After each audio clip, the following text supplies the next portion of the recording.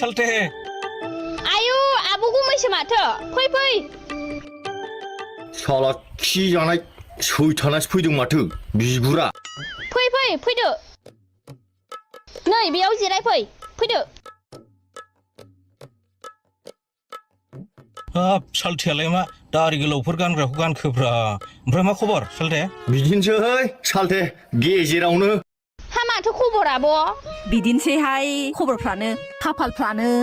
दाखुरासो खोमा जोंना नोंसोरलाय मोनथिखादों दा नोंगुमैखौ मा जादों खोनादों खोनानायालाय बेवाइफोर सालथेनाबो जाद्रायाना आखलफ्रानो सिखारनायफ्रानो लेट लेट सिखारो स्कुलफ्रावखि सोरबा 12थाफोराव थांबाय बायो बिदि थांबालाय होखारजाखागोन सासपेन्ड जाखागोन दाथ' सासपेन्ड जाबाय नालाय मानसिफ्रा गासिबो दायखौ आंनावसो होखासै दाय आंनि न'आथ' आसलथे नै नोंनि बेवाइफोरनिसो ओंखामखौनो थाब संनानै होआ फुङाव ओंखामखौनो 9टा बाजियावसो मोनजाखायो स्कुलाव थांनायावनो 11टा गाहाम जाहैयो बिदियावलाय सासपेन्ड जाखागोन दा दाना गासिबो दाया आंनावसो गोलैजोब्बाय नोंखौ सोर अफिसार फैनाय समाव दखानाव थांनानै साहा लोंहैनो थिनामोन गय जानो थिनामोन सिगारेट सोबनो थिनामोन हाय आब' गुमैना गय जानायफ्रानो बांद्राय खाथार हाथायफोरानो नायजाला हनै ओमफ्राय माथो स्कुलावबो गथ'फोरखौ फोरोङालासिनो खानाय दारिसो फुबाय थायोनो सालथेखौ नायब्ला बोरैबा थब्लाब्ला गुरब्लाब्ला नुखायोब्रा दाखु बेफोरथ' जेबो नङा आगै मालाबा स्कुलाव उन्दुब्रेनानै बेलासिनि 5टायावसो सफैयो न'आव सालथेनि आखलखौ मोनथिखायोलां माथो मालाबा दुगैलांबावानो स्कुलाव गथ'फ्रा आंनोसो खम खिथाफैयो फान्था मोनामो होननानै आरो माथो मालाबा क्लासखौनो दोनथ'लायनानै मोसौसो दोस्लायहैयोनो मिथिखागौलां सालथेनि आखलखौ बेफोरखौ बाद होदोलै ओइ बिमा बुंदोब्रा मानो फैदों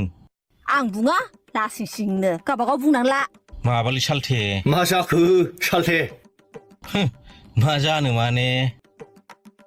सासपेन्ड जानायनिफ्रायनो आंना दरमायानो जायाखैलै सालथे फैसा एसे नांगौ जानानै फैदोंमोन थारमाने गारिनि किस्ति हरथारनांगौ गाबोन जुदि किस्ति हरनो हायाबानो गारिखौ बोनानैसो लांसिगोन ओंखायनो नोंनावसो एसे फैसा मोनथ'गोन नामा होननानै फैनाय जादों आरोखि ना बिमा नंनायालाय नंगौहाय नोंसिनाव एसे फैसा मोनथ'गोन साननानैसो फैदोंमोन आगै हाब सालथे आंलाय बहा फैसा थानायनि नोंनो दाहार हरबाय बायनो हानोब्रा सालथे आंनो फैसा गैयिनि किसुमान खामानिफोरखौ मावफुंजोबनो हायाखै हिनजावनोनो ब्लाउस गांसेखौनो बायना होनो हाथाराखैलै सालथे बिराद गरिब जाना दंथारो थानायबालाय माबा मोनसे जागौमोन बे सालथे होबाय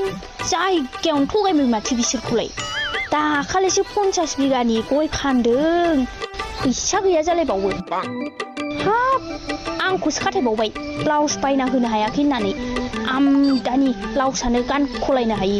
माबायदि मानसि बियो फैसा गैया जालायबावो देब्रा सालथे माबा मोनसे खालामनानैबाबो हरदो गामियावबो बिराद बिथिंलाबायबाय आं रावबो फैसाखौनो हरा सासपेन्ड जाबायना दरमाहा मोना होननानै मिथिगौ ओंखायनो गिनानै हरलानो फैसाखौनो मोनफिननाय नङा साननानै ओंखायनो नोंनाव फैदो आं नोंनोबा हरगोन खोमालै पकेटाव गैयाब्लाबो सोरनावबा लानानैब्लाबो हरथ'थारदो आंबा गावखौ गोदो एथ'ग्राब हेफाजाब होबोबाय हस्पिटालाव लांनाय मा लांनाय दाना नोंबो नायदोब्रा आंखौ एसे बिपद समाव गावजों गाव नायलायाब्ला सोरथो नायनांगौ जाखो जोंखौलाय गैथ्रालै सालथे दंबा नोंखौ थगायो नामा गावनिखौनो थगायगोन नामा जाम्बा बुरबक मालाय गैया होननायखौलाय मानोथो ब्रा बिबाय थाखो थांसै होनबाथ' औ थ'दो होमबालाय साहा लोंलांदो गुमै लोंलालै नांगौ बुस्थुखौनो मोनाखिसैब्लालाय आरो मा साहा लोंबावनो लोंलांदो सालथे मुरिजों हाब मुरिखौ आं बारा मोजां मोनालै सिरा बान्देन सोमनानै एसे आराम मोनो मुरिखौबाथाय बिराद बानाय मोनो थ' थांसै थ' होमबालाय थांसै दे आच्छा सालथे थांमानसै होमबा औ थांसै दे सालथे दे गैथ्रालै उफाय गैया दे अरजाया दे हाबा थादो हरथारगौमोन आं गाज्रि दा मोनसै दे सालथे दे देलै मोना